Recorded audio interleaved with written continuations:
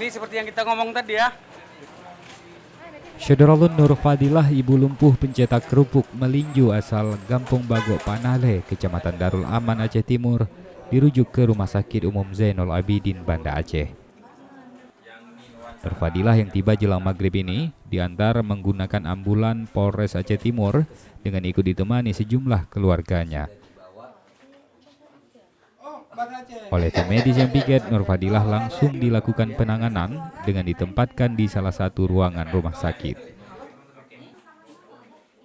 Sementara itu, Syederalun, anggota DPRA asal Aceh Timur Iskandar Usman, tampak hadir di lokasi dan berharap proses pengobatan terhadap Nur Fadilah bisa dilakukan semaksimal mungkin. Kami juga sudah koordinasikan penanganan Nur Fadilah ini langsung dengan Direktur Rumah Sakit Umum Zainul Abidin Banda Aceh, Dr. Azharuddin. Beliau juga sudah membantu, tadi teman-teman para medis juga menangani dengan cepat, termasuk ruangan. Kita akan tunggu dalam beberapa hari ini ada pemeriksaan lab kepada Ibu Nur Fadilah, termasuk nanti tindakan MRI yang dilakukan oleh tim medis untuk memeriksa kenapa sebagian dari pinggul dan kaki Nur Fadilah ini tidak bisa bergerak sama sekali setelah melahirkan anak kedua.